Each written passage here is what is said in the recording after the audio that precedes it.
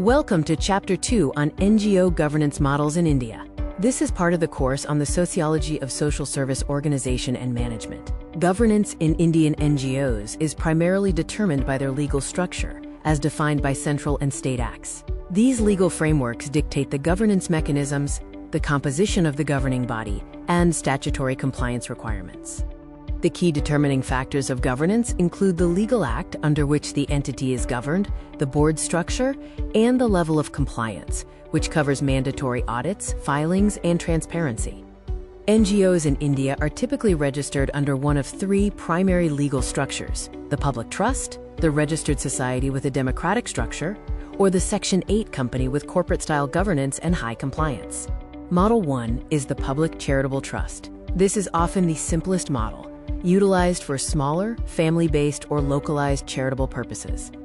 The legal framework for a trust includes the Indian Trusts Act of 1882 for general principles and specific state acts. The foundational document defining the rules is the trust deed. The Board of Trustees operates in a fiduciary capacity, managing property for the public benefit. Trustees are often nominated for life or as per the deed's rules, with succession being hereditary or by appointment. In the trust governance mechanism, decision-making power is concentrated in the Board of Trustees. The primary focus is on safeguarding assets and ensuring their application for charitable objects. Examples of trusts include religious endowments for managing temples, educational institutions running local programs, and family charities focused on specific local causes.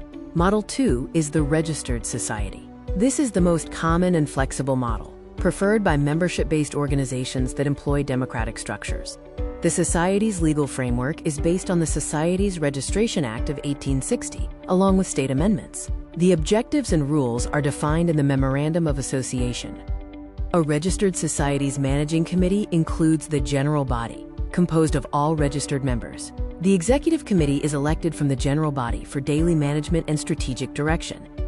Democratic governance involves periodic elections of the governing body and bylaws that define meeting frequency and roles.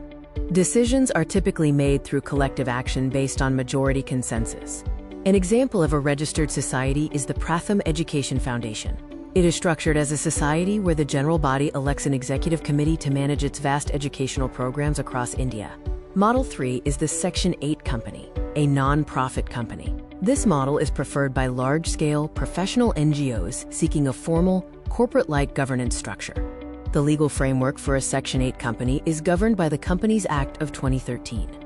It has centralized regulatory oversight from the Registrar of Companies and requires high levels of corporate compliance. The Section 8 company is managed by a board of directors, ensuring professional leadership according to corporate governance principles. Periodic board meetings are mandatory, often including independent directors for better oversight. This framework requires strict and regular financial auditing and mandatory filing of annual reports with the ROC. This high compliance framework instills greater trust and confidence, especially in corporate and global donors. Examples of Section 8 companies include the Akshaya Patra Foundation, which manages large-scale midday meal operations with high compliance, and Arogya World, which is structured for receiving CSR funds. To summarize, trusts are ideal for heritage and family-led charity. Societies suit membership-driven, democratic movements. Section 8 companies are best for large-scale, corporate-backed social enterprises. Thank you. This video's content utilized various sources, including the Companies Act, the Indian Trusts Act, and academic research.